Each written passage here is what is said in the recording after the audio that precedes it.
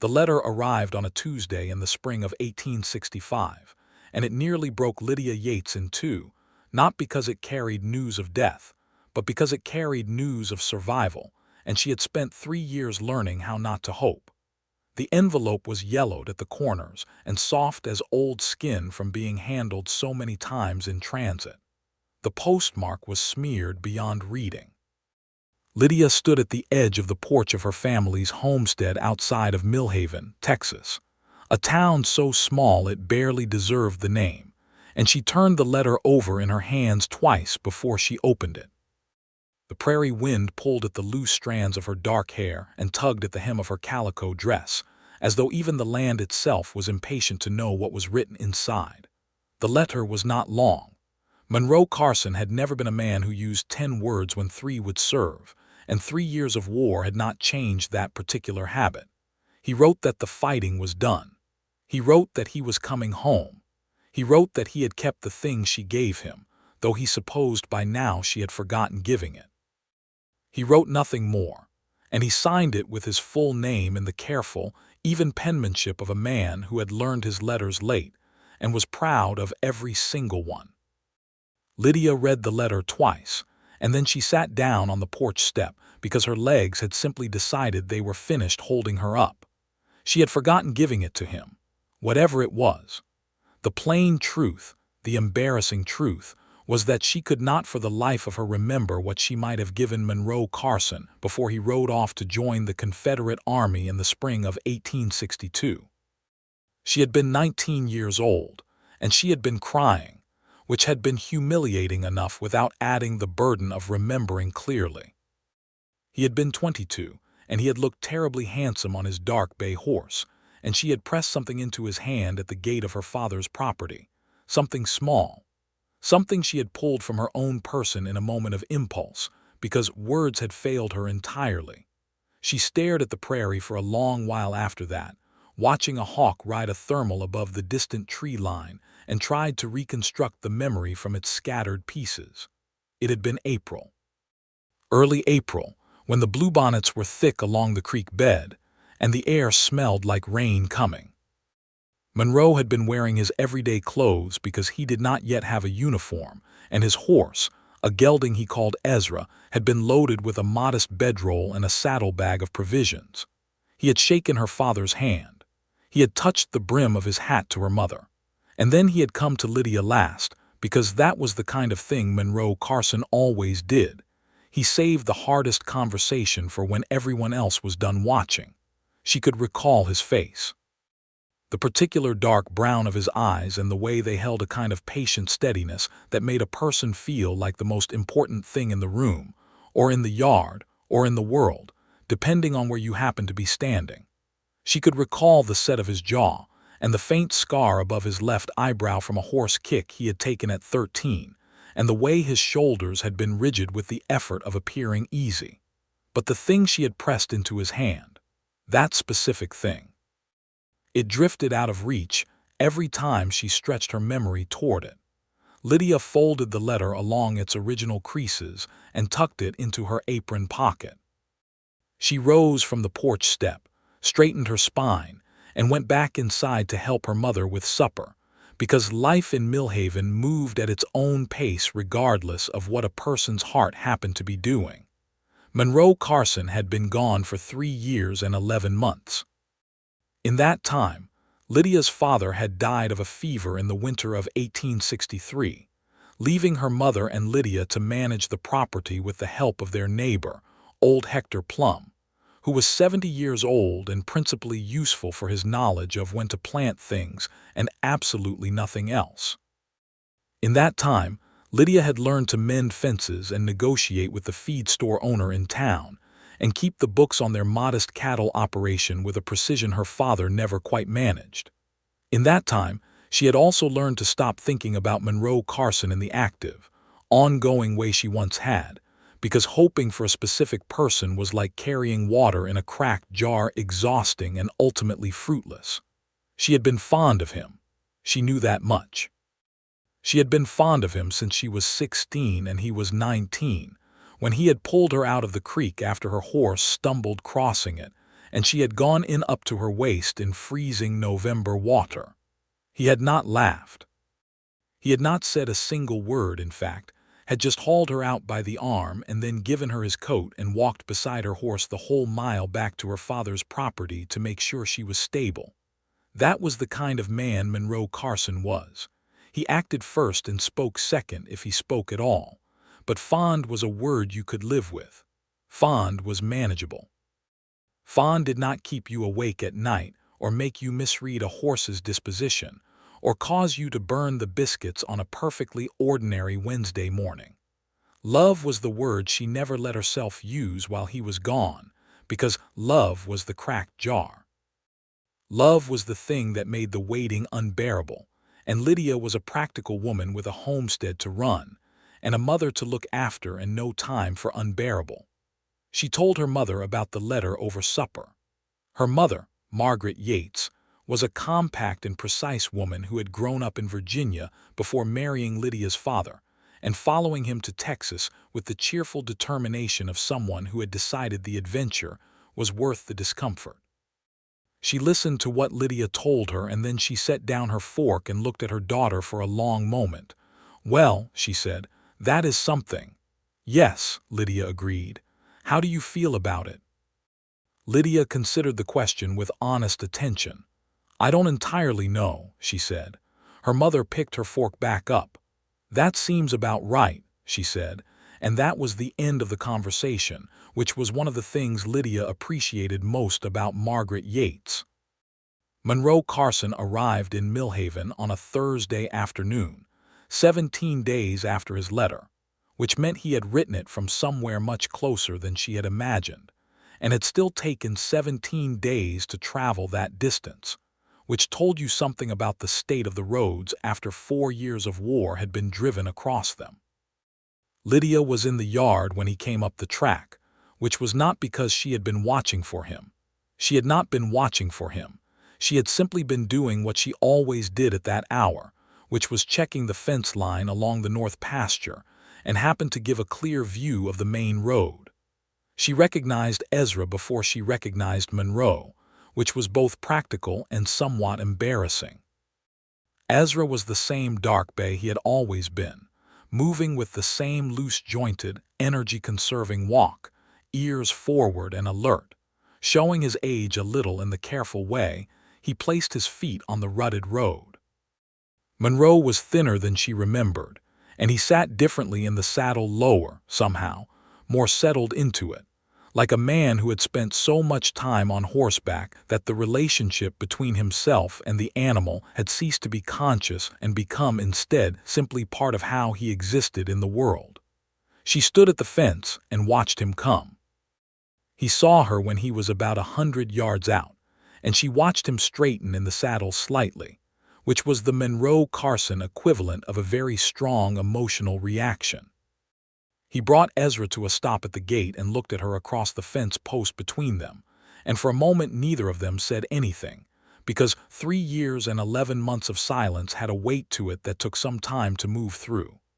"Lydia," he said. "Monroe," she said. His hat was pushed back on his head, which was something he only did when he was uncertain, and Lydia filed that away with a kind of careful precision. He was tanned, very dark, and the lines at the corners of his eyes were deeper than she remembered. His clothes were worn to the edge of what was wearable. His bedroll was tied to the back of his saddle, and beside it, attached to the saddle horn with a piece of worn leather cord, there was something small and pale and faded that she could not quite make out from where she stood. "You got my letter," he said. "I did. I wasn't sure it would arrive. The postal situation is not what it was." "No," she agreed. "It arrived." He looked at her for another moment, and then he dismounted with the ease of long habit and led Ezra through the gate that she opened for him, and they stood in the yard with the horse between them and the late afternoon sun throwing long shadows across the dry grass. "You look well," he said, which was inadequate but genuine. "You look alive," she said, which was the most honest thing she could have said and also more than she had intended to say. Something moved through his expression that she couldn't entirely name. "I am," he said. That's more than some, she nodded because there was nothing to add to that. He began to loosen Ezra's girth, because a man who has ridden any distance always sees to his horse before he sees to himself, and while his hands were busy with the buckle, Lydia stepped around to the other side of Ezra and looked at the thing attached to the saddle horn. It was a ribbon. Blue silk, or it had been silk once, though the color had faded to the pale ghost of what it once was, and the edges were frayed and soft from handling. It was perhaps 8 inches long, and it had been tied in a careful knot around the leather of the saddle horn and left there so long that the leather itself had darkened around it in a ring. Lydia stared at it. A blue ribbon. She had given him a blue ribbon. She pressed her memory down into the past with everything she had, and suddenly she could feel it. The specific sensation of pulling a ribbon from her own hair on that April morning in 1862. The morning of the bluebonnets and the coming rain. The morning he had looked at her with those patient dark eyes, and she had been unable to say a single word of what she actually felt. She had pulled the ribbon from her hair because it was the only thing she had on her person that she could give, and she had pressed it into his hand, and he had closed his fingers around it without looking down, and then he had ridden away. She had given him a hair ribbon. She had completely forgotten giving him a hair ribbon, and he had tied it to his saddle and ridden it through 4 years of war and brought it home with him still fastened there, faded to near nothing but present, and her heart did something inside her chest that was so large and sudden it almost frightened her. Monroe came around Ezra's head and saw her looking at it, and his expression did something complicated and private that he did not quite manage to contain before she saw it. "You said in the letter that you kept it," she said. Her voice was steadier than she felt. "I did. The ribbon." "Yes." She looked at him. "I didn't remember," she said, and felt the admission like a small wound. "I've been trying to remember since your letter came. I couldn't." He was quiet for a moment. The prairie wind moved through the yard and lifted Ezra's mane in a gentle wave. "That's all right," Monroe said, but she could hear the small, careful thing underneath those words, the thing he was managing, and she made a decision in that moment. The kind of decision that a practical woman makes when she has been practical long enough, and the evidence in front of her has finally become too plain to require any more deliberation. "It is not all right," she said, clearly and without heat. "I gave you something and forgot it, and you carried it for nearly 4 years, and that is not all right. I'm sorry, Monroe." He looked at her then with both eyes fully, and for a long moment he seemed to be measuring something internal, something he had been carrying as long as the ribbon, perhaps longer. "I would have carried it for another 4 years," he said. "I know," she said. "That's what I mean." The next morning, Lydia woke before dawn as she always did and lay in the dark for a few minutes, with the weight of the previous day settling into its proper places. Monroe was sleeping in the barn. She had offered the spare room, but he had declined with the quiet insistence of a man who was not yet entirely comfortable with walls around him after years of sleeping in fields.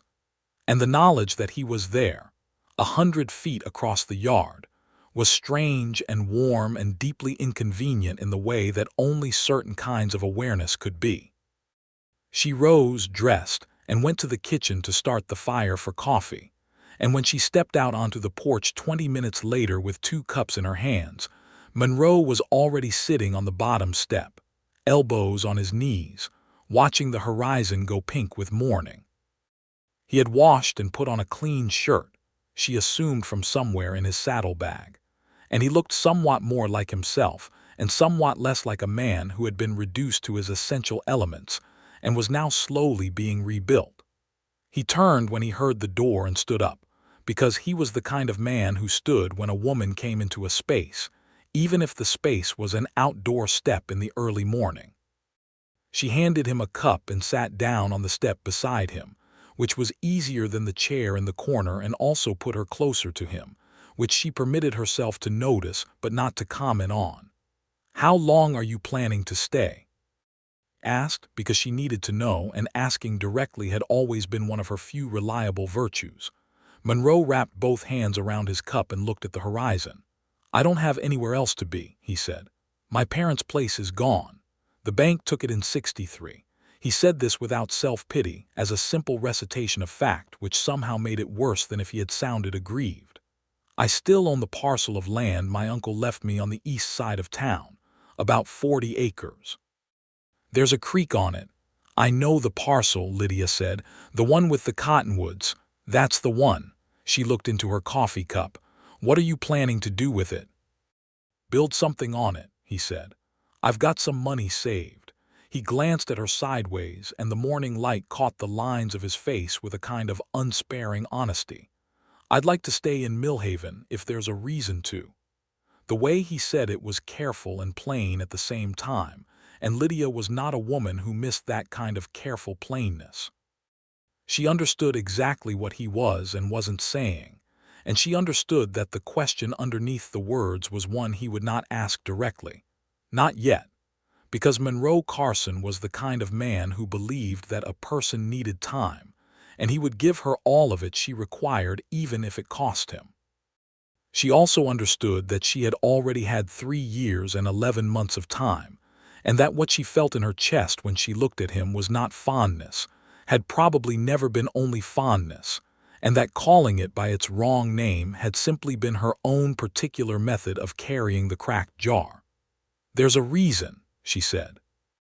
He looked at her fully then, and the patient dark eyes did something she had not seen them do before, something that was relief and something more than relief, and she felt the full breadth of what he had carried for 4 years land between them in the morning air. "All right then," he said.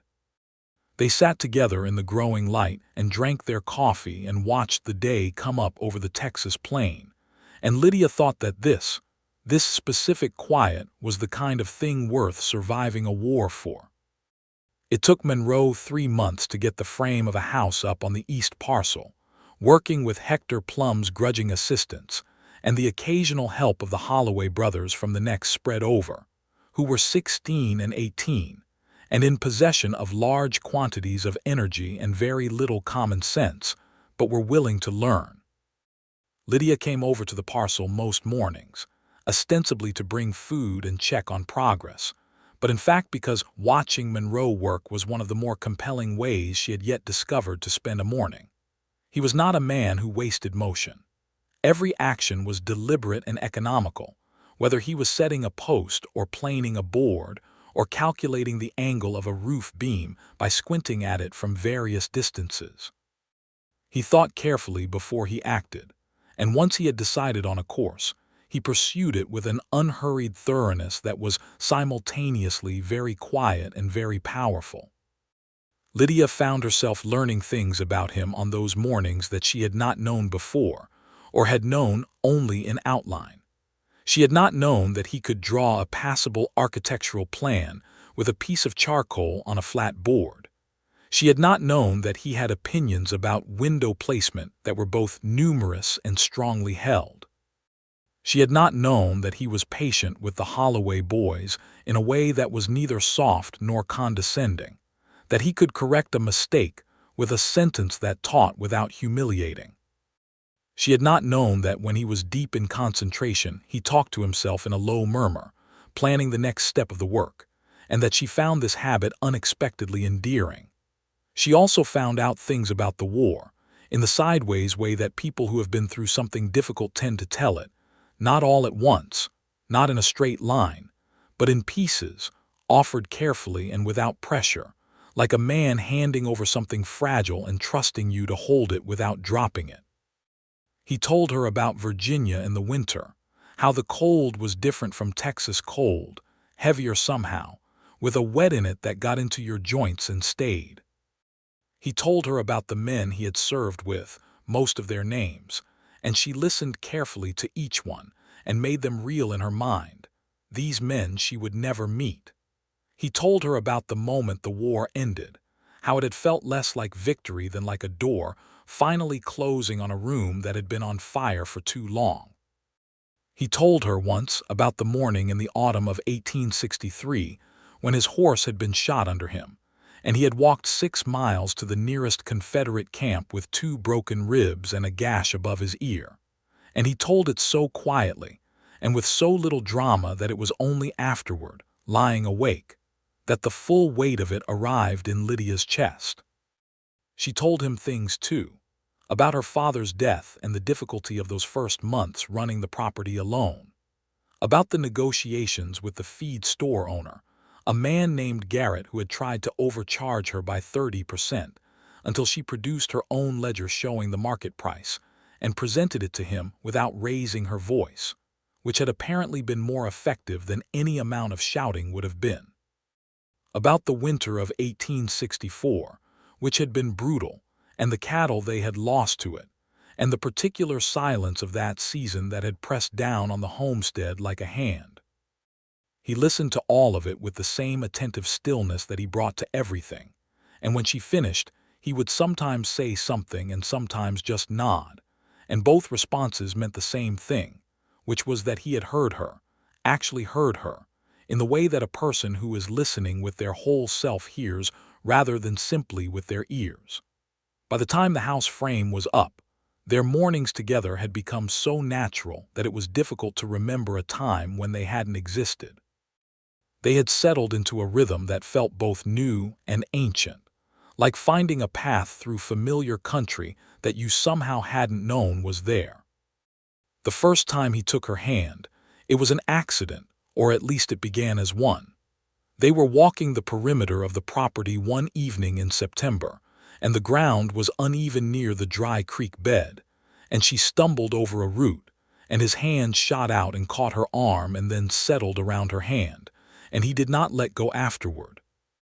They both acknowledged this by not mentioning it, which was its own kind of statement, and they finished the walk holding hands in the same easy, undemonstrative way that felt entirely right. After that, it was not an accident.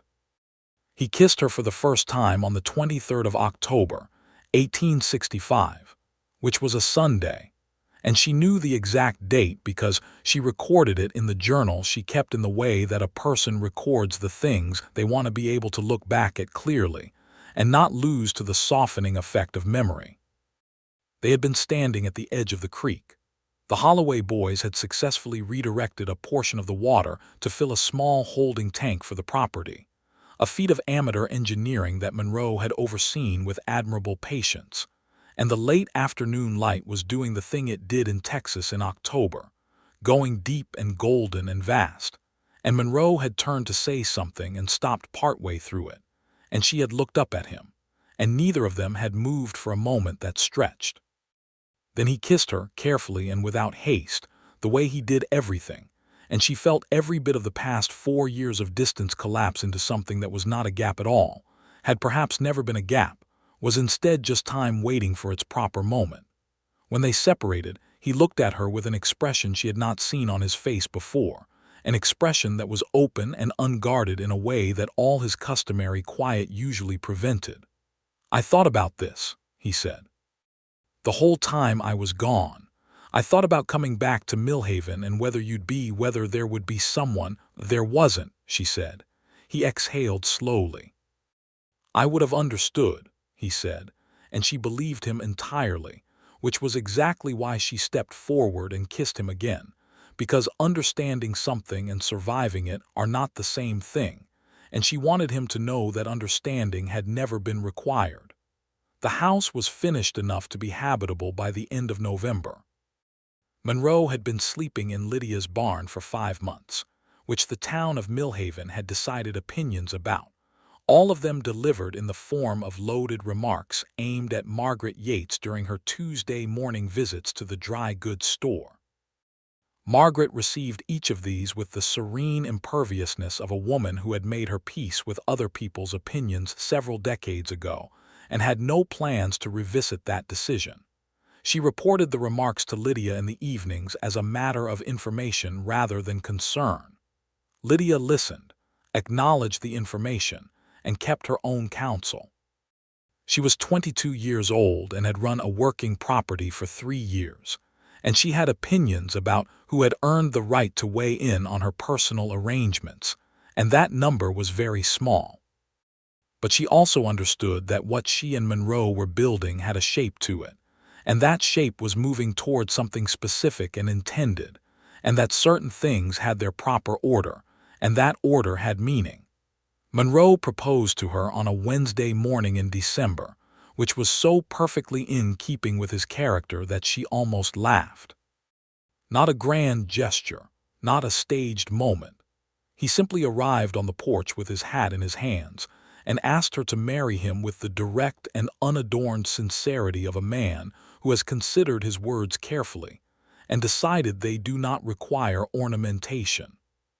He told her that he loved her, which were 3 words she had not heard from him before in that configuration, and the way he said them made it clear they had been true for a long time, and that stating them was simply a matter of finally arriving at the right moment.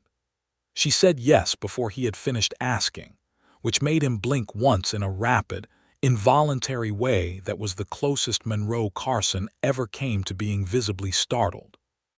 Then she said, "I love you too," and meant every syllable of it, and watched the thing that moved through his face at that, and thought that 3 years and 11 months of waiting had been, perhaps, the exact right amount of time after all.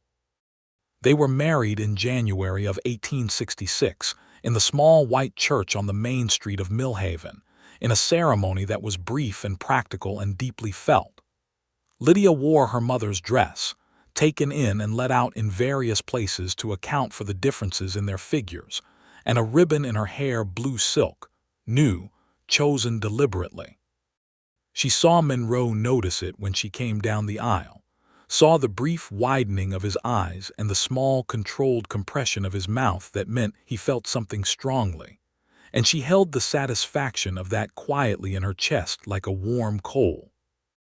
He had untied the faded ribbon from his saddle horn that morning and given it to her before they left for the church.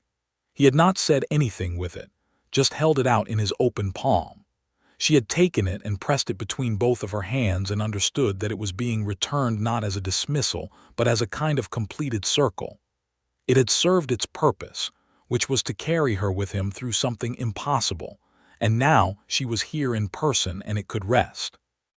She tucked the faded ribbon into the small wooden keepsake box that had been her grandmother's, and put the box on the shelf above the fireplace in the main room of the house on the east parcel, and there it stayed. Their first year of marriage was the kind of year that a person builds on, not always easy, not always smooth, but solid in its foundations and satisfying in its daily texture. Monroe's 40 acres were good land, better than he had initially assessed, with a water source that proved more reliable than the dry creek season suggested and soil that responded well to his methodical approach to cultivation. He planted a kitchen garden and fenced a pasture and began the patient, unglamorous work of establishing a small cattle operation from the few head he had been able to purchase with his savings. Lydia continued helping her mother manage the Yates homestead, riding over 3 mornings a week to assist with the work that Margaret increasingly found difficult to do alone. They hired a young man from town, Thomas Freely, 17 years old and serious-minded beyond his years, who turned out to have a gift for working with cattle that made him indispensable within 6 months. Lydia negotiated his wages and his hours with a precision that earned her the grudging respect of the feed store owner Garrett, who had decided that being outmaneuvered by Lydia Yates was inevitable enough that he might as well make peace with it. The town of Millhaven itself was a community in reconstruction, not only in the grand political sense that applied to the whole of the South in those years, but in the immediate, practical sense that the war had taken its men and its resources and its certainty, and what returned was complicated and sometimes painful. There were families who had lost everything.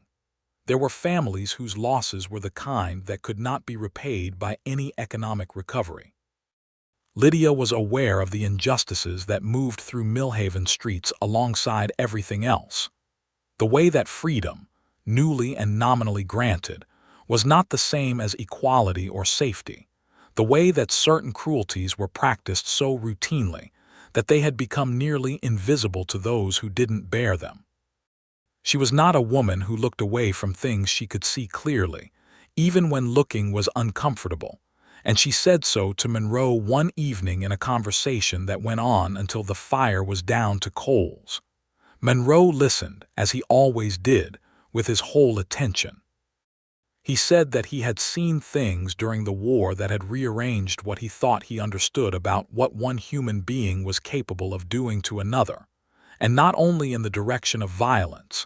He had also seen remarkable things, moments of decency and dignity, in circumstances designed to eliminate both. He said that what a person could do, practically, from their own particular position, was make the ground they stood on as fair as they could manage, and that meant something different for everyone, but it was not nothing. It was the longest she had ever heard him speak at once on any subject that was not horses or fencing, and she found herself looking at him across the fire's orange light with a love that was not simple or small, that had been tested by absence and honest conversation and daily proximity, and found more solid with each testing. In October of 1866, Lydia realized she was expecting a child. She told Monroe on a quiet Sunday evening, sitting at the kitchen table with the lamp between them, and he received the news with a stillness so absolute that she briefly wondered if he'd heard her. Then he reached across the table and covered both her hands with both of his and looked at her and said, "Are you well?" Which was so exactly Monroe, not congratulations, not his own emotion, but her first, always her first, that she felt the completeness of it ring through her like a struck bell. "I'm very well," she said. He smiled then, a full and genuine smile that she kept for herself the way she kept other private things, and said, "Good." Their son was born in June of 1867, and they named him William Thomas Carson after Monroe's father and Lydia's grandfather respectively, which was an act of deliberate memory. They were people who understood the importance of carrying forward what deserved to be carried. Will was a red-faced, emphatic infant who had opinions about everything from his first hours and expressed them without reservation, and Monroe would stand over the cradle in the small hours of the night and look at him with an expression so unguarded and vast that Lydia would catch her breath each time she saw it. She had not known, before Will was born, that watching Monroe love someone else could intensify rather than diminish what she felt about him. But love, she was learning, was not a limited resource, was not something that divided when it expanded. It multiplied. Each new thing was added to the whole rather than subtracted from any existing portion. Monroe was not a demonstrative father in the conventional sense. He did not coo or perform for the baby's amusement in the way some fathers did. Instead, he held Will with the quiet competence he brought to everything he did, and talked to him in a low, even voice about whatever was at hand: the weather, the work of the day, the behavior of the horses in the south pasture, and Will, for his part, seemed to find this entirely satisfactory. He would fix his dark eyes on Monroe's face with a focused attention that was unmistakably inherited and listen, as though the information were genuinely useful. "He looks like you," Lydia's mother said one afternoon, holding Will in the rocking chair and examining him with the frank assessment of a woman who says what she sees. "Which part?" Lydia asked. "The eyes," her mother said. "And the way he thinks before he moves." She looked up. "That's a good thing, in case you're wondering." "I wasn't wondering," Lydia said, which was true. The years that followed had the particular character of a life being built in earnest.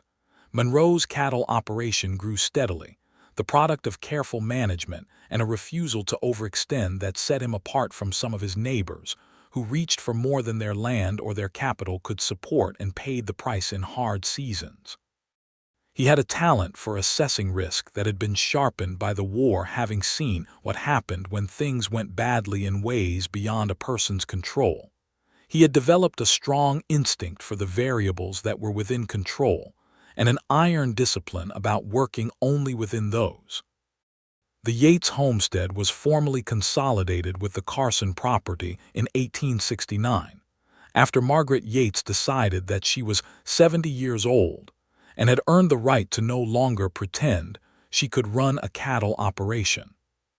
She moved into the Carson house, into the room that Monroe had finished with pine boards and a window facing east, because she said she liked mornings, and she brought with her a lifetime of objects that told the story of how she and Lydia's father had lived, and the house absorbed all of them and became richer for it.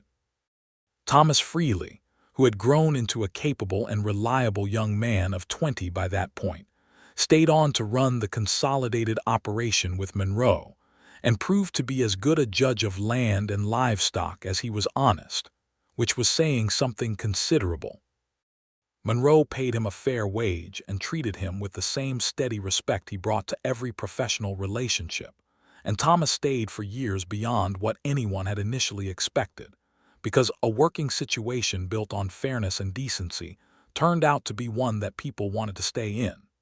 Millhaven was growing through these years, in the hesitant and sometimes contentious way of small frontier towns finding their footing after the upheaval of war. New families arrived. A schoolhouse was built in 1868, which Lydia had been one of the primary advocates for, spending 2 months writing correspondence and attending town meetings, and applying the same patient, evidence-based persuasion to the school board that she had applied to the feed store owner years before. When the schoolhouse opened, Will was 14 months old and not yet in need of it, but she stood at the dedication with him on her hip and felt the particular satisfaction of work that will outlast the person who did it. Monroe stood beside her at the dedication with his hat in his hands, looking at the small white building with an expression she recognized as the one he wore when something moved him, and he was managing how much he allowed it to show. She shifted Will to her other hip and leaned into Monroe's side, and he put his arm around her without looking down, naturally and without ceremony, because 4 years of marriage had made certain gestures as automatic and unconsidered as breathing. In 1870, Lydia had their second child, a daughter they named Eleanor Margaret Carson, Margaret for her grandmother who sat up half the night in vigorous and outspoken good health during the birth, offering commentary that was alternately helpful and unnecessary. Eleanor came into the world with a set of lungs that suggested she had strong feelings about the general situation and was prepared to make them known at considerable volume, which turned out to be entirely predictive of her subsequent character. Will, who was 3, examined his new sister with the scientific gravity of a very small person confronting an unexpected phenomenon. He declared that she was very red, and then went outside to tell the horses about her, which Monroe reported to Lydia with a perfectly straight face and eyes that were warm all the way through. The raising of children, Lydia found, was the most demanding and most revelatory work she had ever done, which was notable given the competition. Children demanded presence, not the divided, task-oriented presence of running a property, but the full and specific kind that required you to actually see the small human in front of you and meet them where they were, which was always somewhere different and frequently surprising. She was good at the work. She found she had a patience for it that she had not known she possessed, a patience distinct from the practical endurance that had carried her through hard winters and her father's death, something softer and more inexhaustible. Monroe was good at it too, in his particular way. He had a talent for sitting with a child's difficulty without rushing it toward resolution. When Will was frightened of the storm that rolled through in the spring of 1871 and shook the windows in their frames, Monroe did not reassure him that there was nothing to fear, which would have been both inadequate and untrue. He sat with him and told him what thunder actually was, the science of it, and what lightning was, and why the house was where it was positioned, and why it was built the way it was built, and Will listened to all of it and then fell asleep against Monroe's arm, and the storm continued and it did not matter. Eleanor, in contrast, found storms exhilarating and tried to go outside in them, which created an entirely different set of parenting challenges.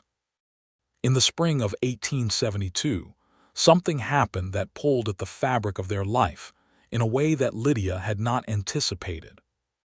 A man came through Millhaven named Dalton Webb, who was looking to buy up parcels of land on behalf of a group of Eastern investors interested in establishing a large-scale cattle operation across several counties.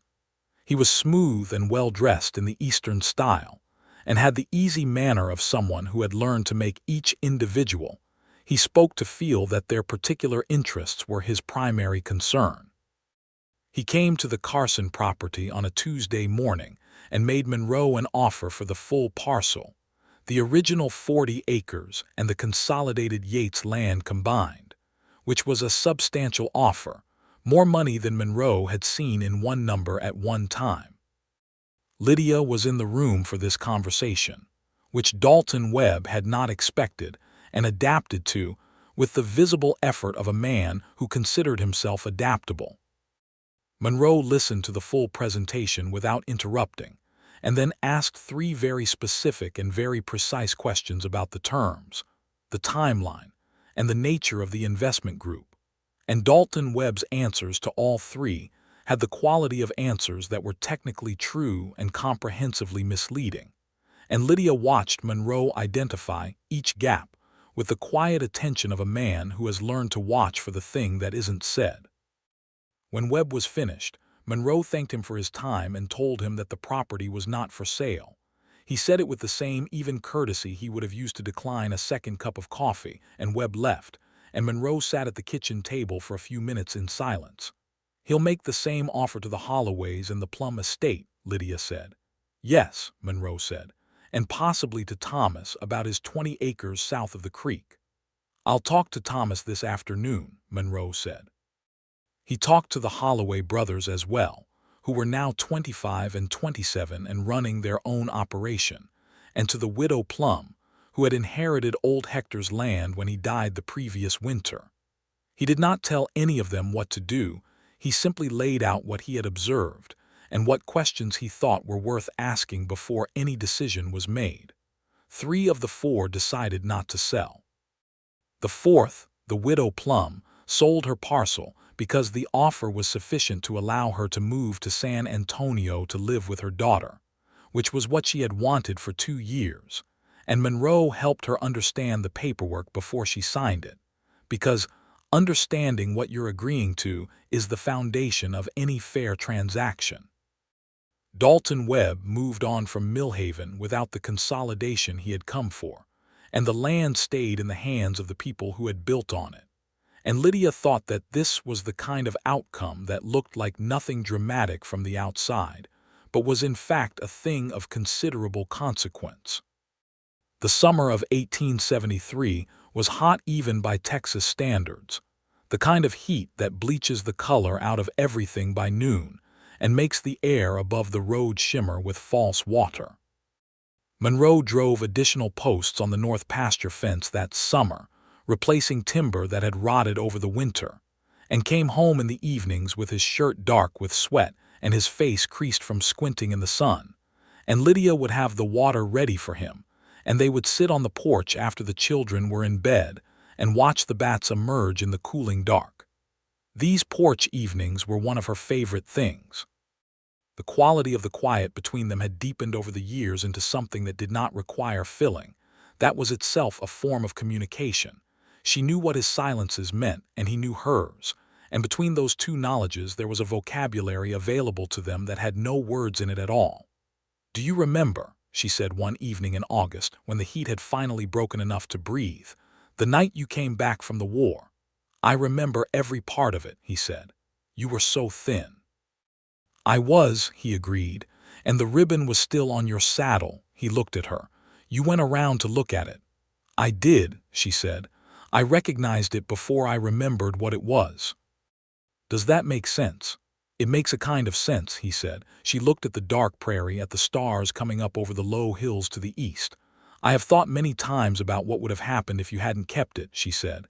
"If you just put it in your pocket and lost it or left it somewhere, whether I would have remembered, whether either of us would have said the things we said." Monroe was quiet for a moment. "I think we would have," he said. "It might have taken longer. But I think we would have." "Why?" "Because I was going to," he said simply. "I had decided before I left that I was coming back to tell you something, if there was a coming back to do. The ribbon was it was something to look at on the days when I was less certain about the coming back part." Lydia set down her cup and looked at him.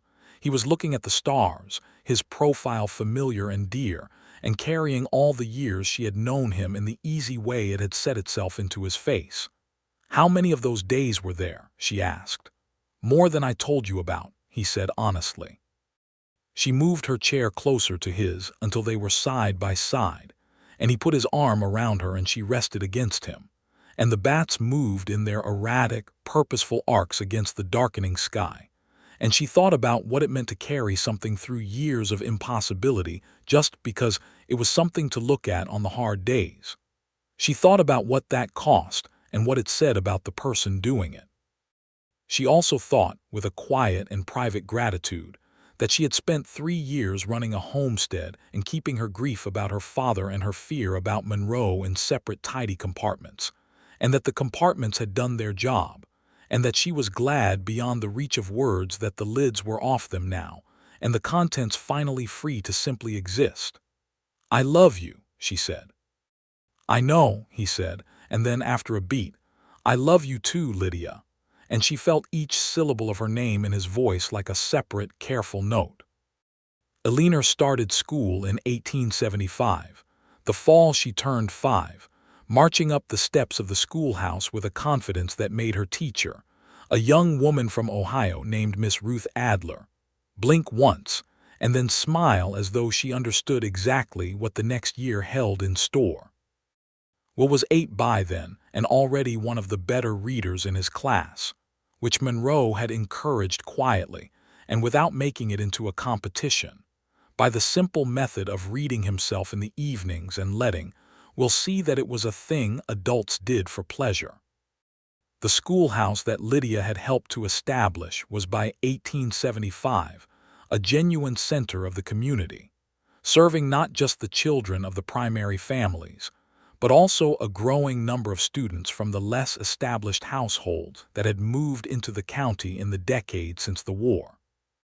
Miss Ruth Adler was a determined and principled teacher who believed, with the kind of conviction that neither fatigue nor difficulty much diminished, that every child in her classroom deserved the same quality of education and the same expectation of their capacity to achieve it.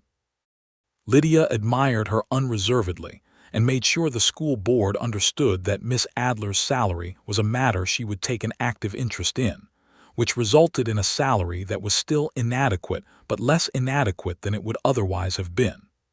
Monroe was elected to the Millhaven Town Council in the fall of 1876, which surprised him and did not surprise Lydia in the least. He was elected because he was the kind of man who showed up consistently, spoke rarely but usefully, had no discernible personal agenda beyond the general welfare of the community, and could not be moved by pressure to a position he had not arrived at through his own assessment of the evidence.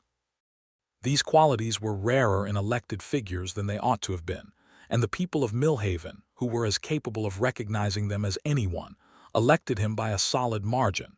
He came home the evening of the election result and sat at the kitchen table and looked at the table for a moment with the expression of a man who has just been handed a responsibility he takes seriously. "I expect this will mean more meetings," he said. "I expect so," Lydia agreed. "I don't much like meetings."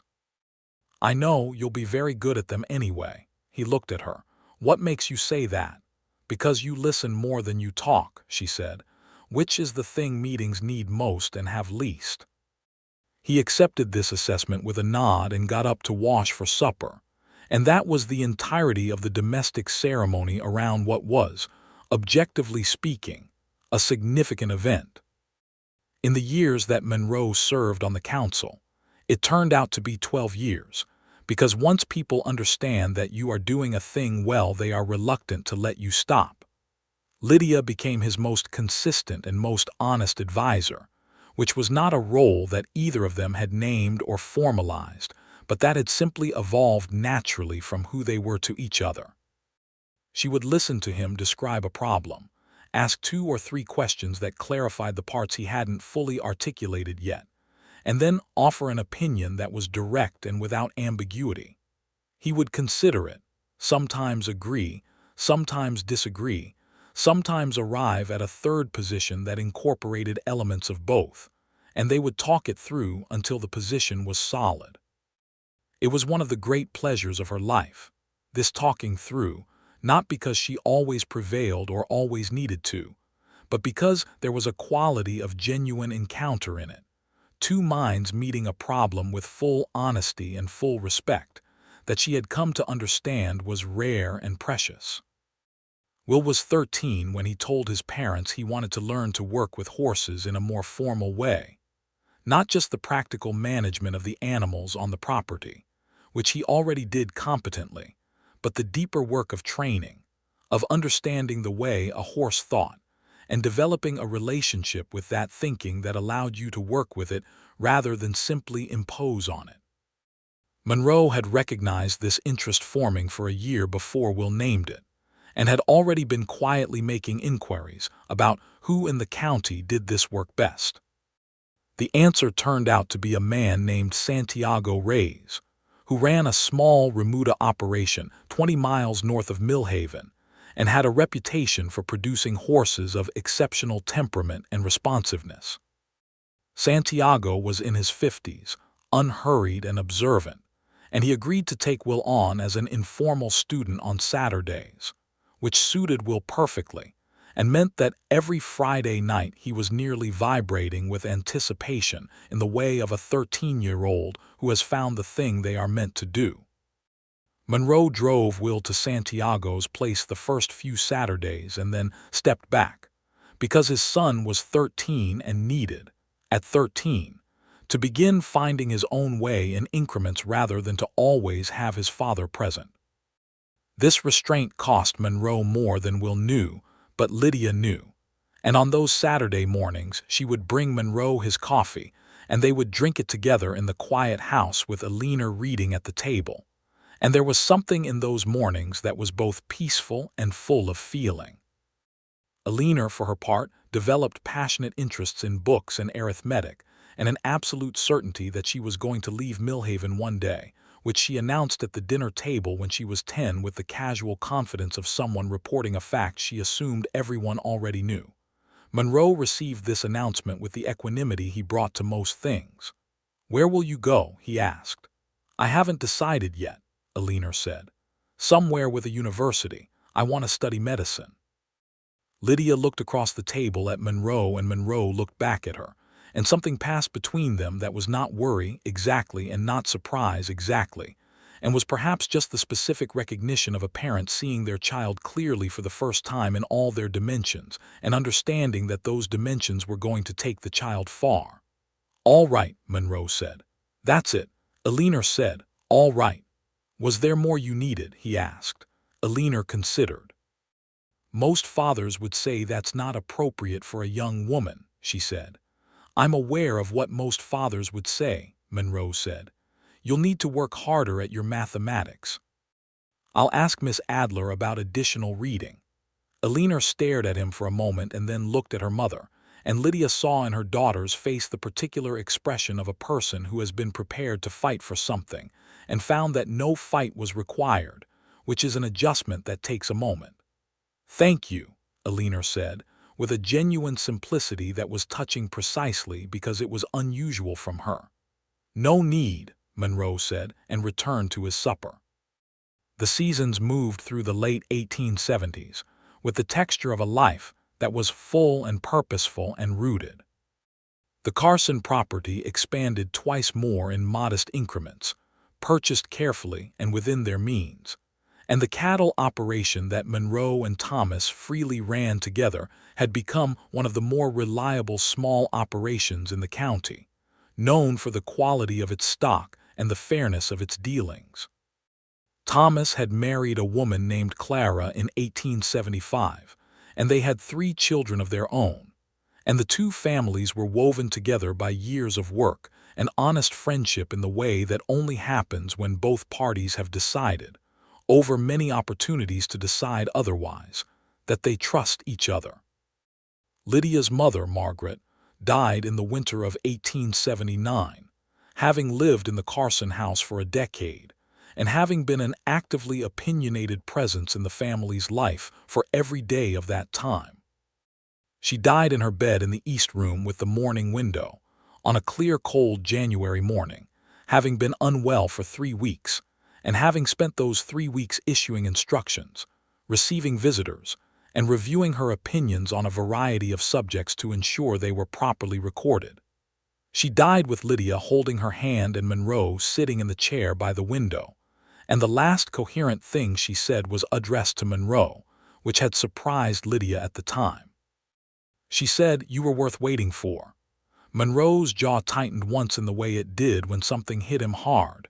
He said, "Thank you, Margaret," in a voice that was entirely steady.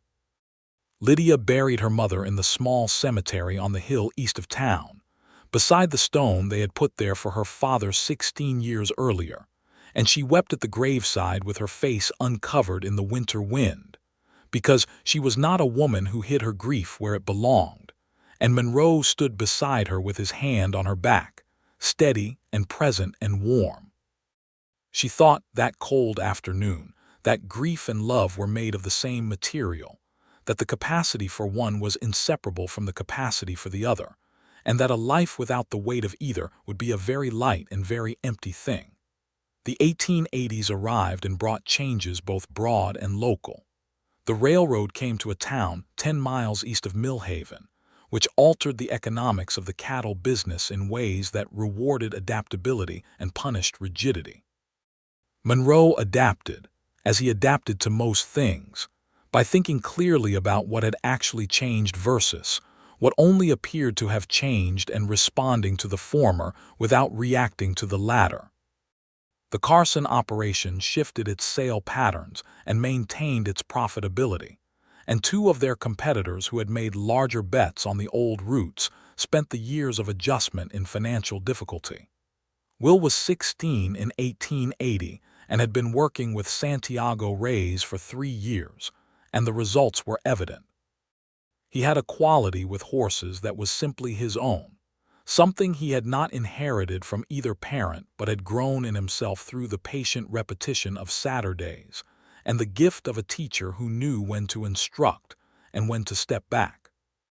Santiago told Monroe, in the direct way of a man who does not offer praise casually, that Will had a future in this work that was limited only by his own ambition and application.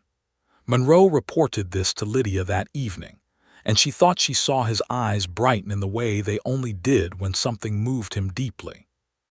Eleanor, at 13, was the most academically capable student in the Millhaven schoolhouse, by a margin that Miss Ruth Adler described as remarkable and occasionally inconvenient to the rest of the class, which Lydia accepted as both a compliment and an alert.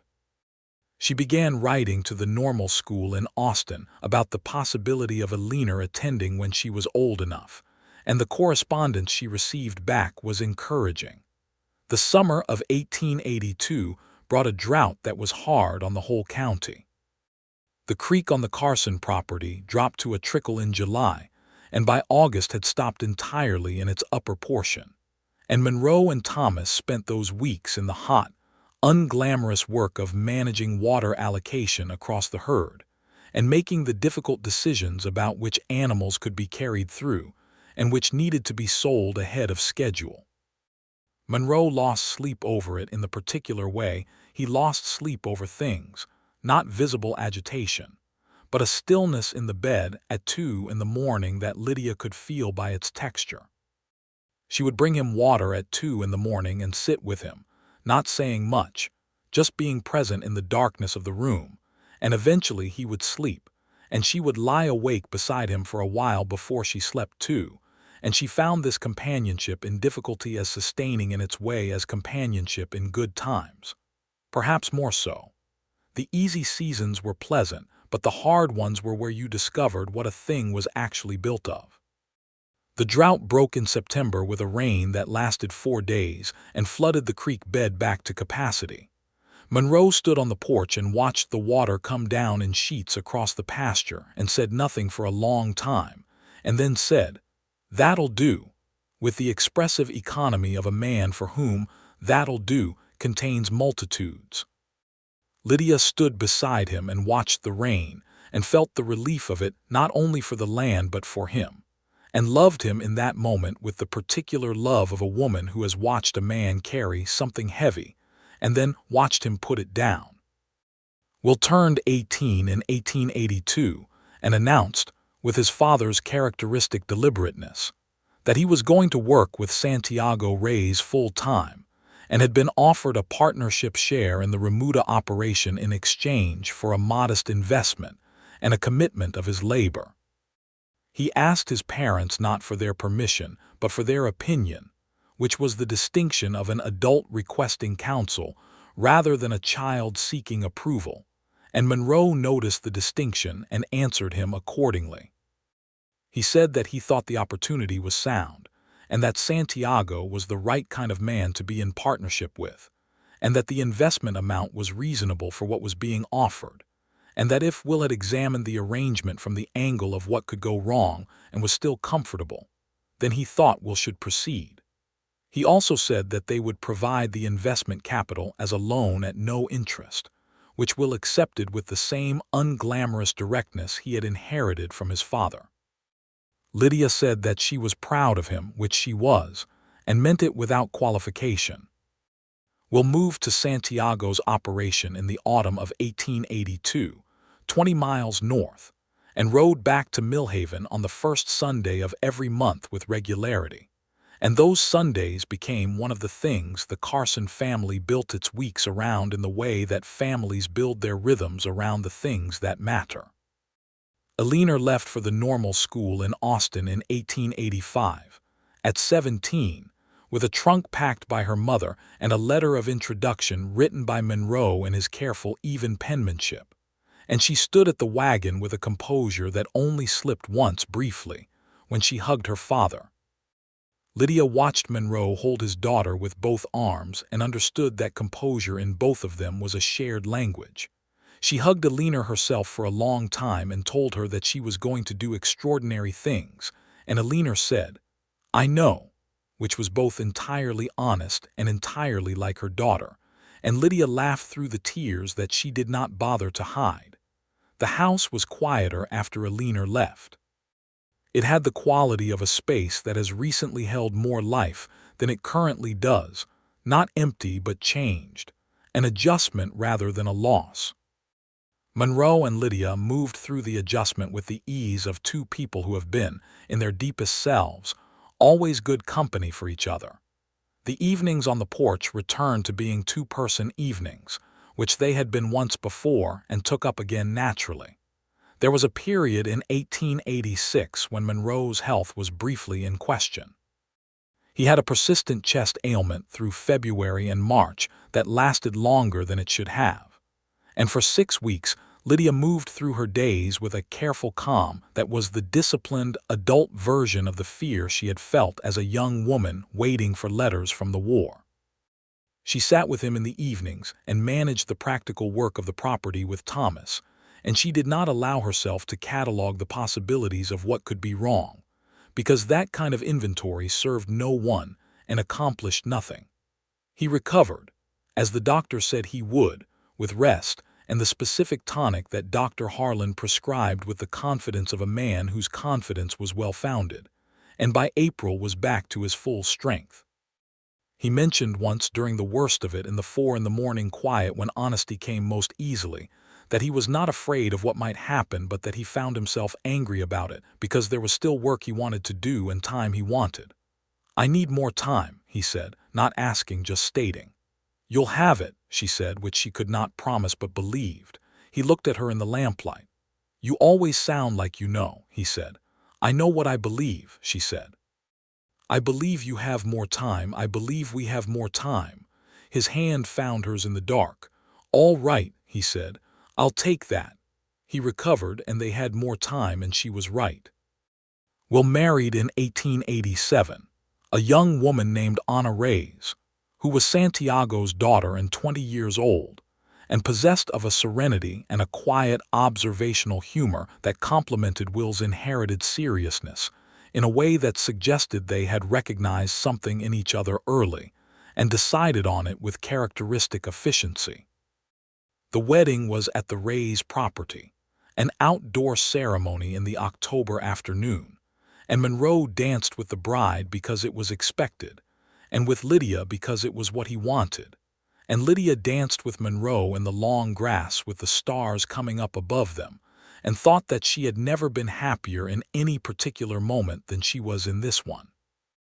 Then she thought that she had thought that before, in other moments, and that this was itself the thing, not one moment of happiness but a life that kept producing them in new configurations, so that you could not point to any single one and say, that was it, because the supply had not closed. Alina wrote from Austin with regularity, long letters full of detail and argument, and the occasional description of her professors that were so precise and unsentimental that Lydia would read them aloud to Monroe at the dinner table, and he would listen with the particular expression he wore when Alina was being Alina, which was something between pride and amusement and a steady, enormous love. In 1888, Alina wrote that she had been accepted to study medicine in Philadelphia, at the Women's Medical College of Pennsylvania, which was one of the few institutions in the country where a woman could receive a proper medical education. The letter was 3 pages long and contained everything she needed them to know about the institution and the program and the costs and the arrangements she proposed for managing her expenses, laid out with a clarity that bore her mother's influence and a thoroughness that bore her father's. Monroe read the letter twice and then set it on the table and looked at Lydia. "Philadelphia," he said. "Philadelphia," she agreed. "That's a distance." "It is." He was quiet for a moment. "She'll be excellent," he said. "Yes, she will. We'll need to arrange the funds." "I've already worked out the numbers," Lydia said. "We can manage it." He looked at her. "Of course you have," he said, and the warmth in it was so genuine and so specific to who she was that she felt it land precisely. They wrote back to Alina the same day, informing her of their support and their pride, and their intention to visit Philadelphia before her first term began, which was a journey that required planning and expense, and that Monroe undertook with the focused practicality he brought to anything that needed doing. They went to Philadelphia in the summer of 1888, their first trip of that distance, taking the rail lines east with a combination of wonder and the same steady pragmatism that had brought them this far. Alina met them at the station with her hair up and a composure that was new and not new, the composure of a young woman who has been inhabiting a larger world than the one she grew up in and has found that she belongs to it.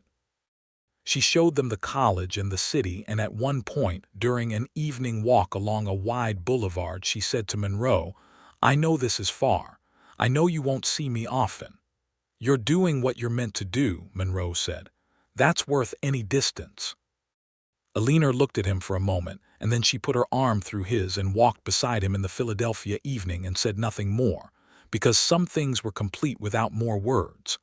They came home to Millhaven with tired feet and full hearts, and Monroe sat at the kitchen table the evening they returned and looked at the walls of their house, the walls he had built with his own hands in the year after the war, and said quietly, "I think we did all right." "We did very well," Lydia said. "She's going to change things," he said. "Alina, she's going to change real things in the world." "I believe that," Lydia said. "I believe it too," he said. Will and Anna's first child was born in 1889, a boy they named Monroe James Carson, for his grandfather, which Monroe received with the kind of stillness that Lydia had long since learned to read as the deepest kind of feeling. He held his grandson in the Carson house on a Sunday afternoon, with the October light coming through the windows, and the house full of family and the particular warmth of a life that has gathered itself into something abundant and good. Lydia watched him with the baby, watched the familiar careful way he held a small new person, watched his face do the unguarded thing it did when he felt something large, and she felt the full weight of everything that had brought them to this afternoon.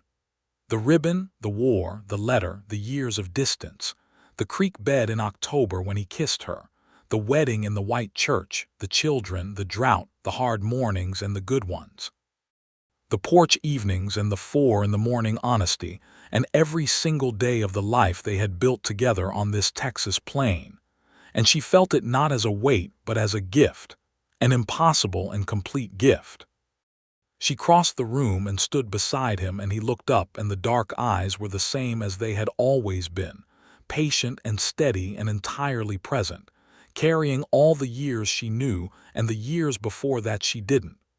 "Here," he said, and transferred the baby to her arms. She took small Monroe James and settled him against her, and the baby looked up at her with the unfocused New World attention of a very recent human, and she thought of holding Will like this and a leaner like this, and felt time as a spiral rather than a line, the same warmth returning in new hands. "He has your eyes," Monroe said. "He has Will's eyes," she said. "Same thing," Monroe said, and there was something in his voice that was so quietly and specifically content that she had to look up to see his face. He was smiling, the full genuine smile that she kept for herself. He was looking at the baby in her arms with an expression that was love at its most uncomplicated, not performed, not managed, not careful, just entirely there. Lydia held his gaze for a moment and felt the specific happiness of a woman who has been known fully by one person for a long time and has known him fully in return, and who understands that this specific thing is not common, is not guaranteed, is not automatic, but is the result of two people choosing each other in each particular moment when choosing was available, through years of moments, until the choosing became so natural it resembled the inevitable. She did not feel that it had been inevitable. She felt that it had been chosen. That was the better thing. "Monroe," she said. He looked at her. "I'm glad you kept it," she said. He knew immediately what she meant, because after more than 20 years of marriage he knew how her mind moved. His expression did something quiet and complete. "So am I," he said. She leaned into him, the baby between them, and outside the window the Texas afternoon was doing what Texas afternoons do in October, going gold and wide and impossibly beautiful, and the house was full of voices. Will's laugh and Anna's voice, and the faint sound of Thomas Freely's family arriving in the yard, and the keepsake box on the shelf above the fireplace held its faded blue ribbon in the careful dark. A small and insufficient and entirely sufficient record of what a person carries when they love someone, and what it means to carry it all the way home. In the years that came after, the Carsons settled into the full and layered life of people who have done the essential things and know it. Eleanor graduated from the Women's Medical College of Pennsylvania in 1892 and returned to Texas, not to Millhaven, not quite, but to a town close enough that she came home for the major occasions and the minor ones when she could manage it.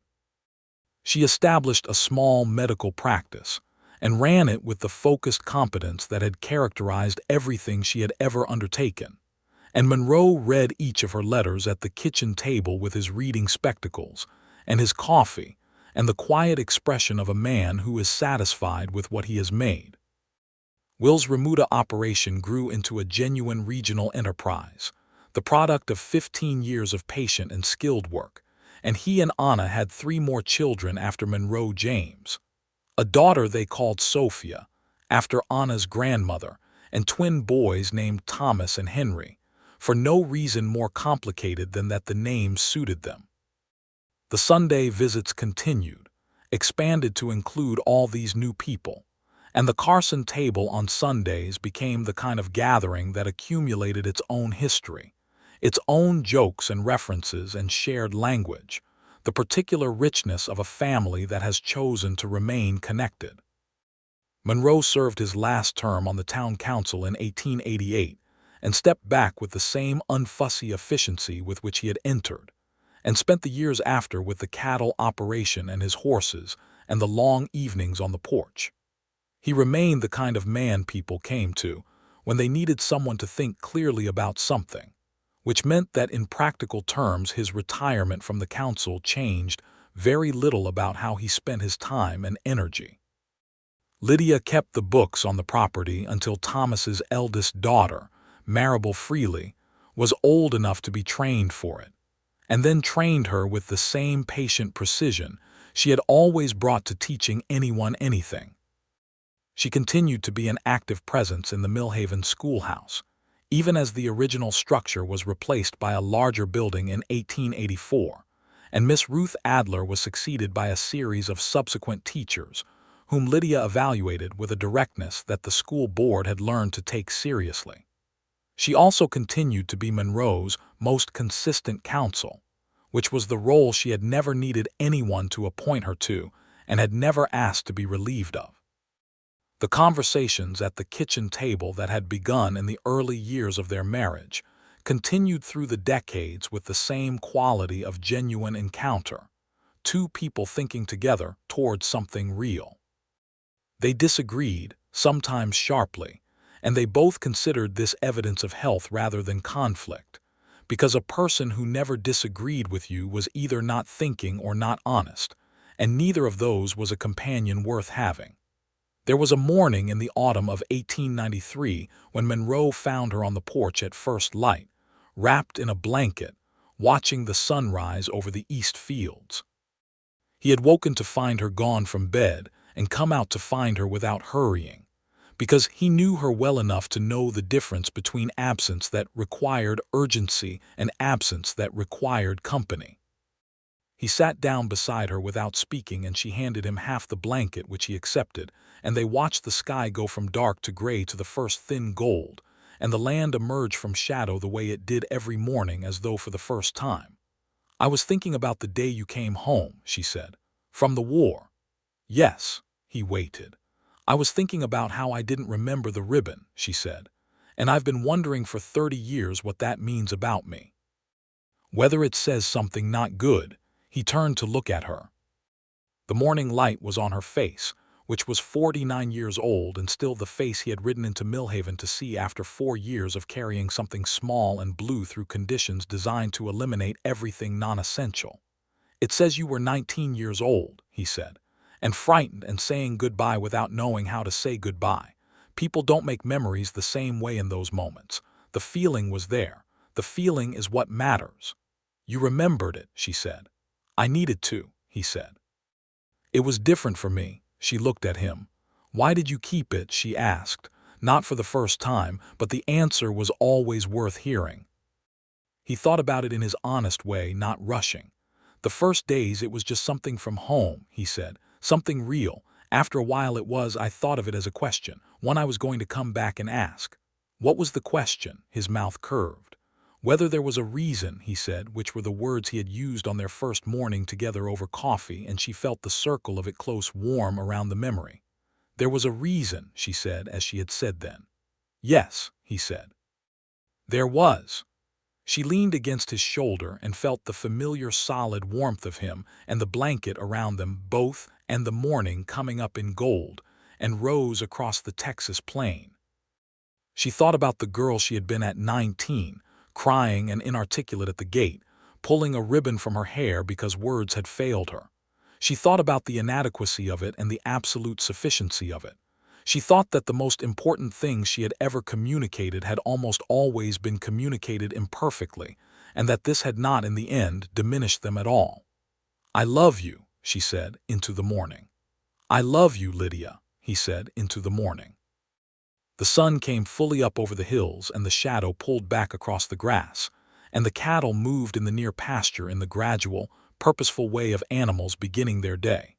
And somewhere in the yard Ezra's successor, a dark bay named after him that Monroe had purchased 10 years ago, and would have done even if it weren't entirely practical, moved through the gate with the same loose-jointed walk as the original. And the world was exactly as large and exactly as complete as it had always been. And they were in it together. The keepsake box on the shelf held its faded ribbon, the house held its years, the prairie held its light.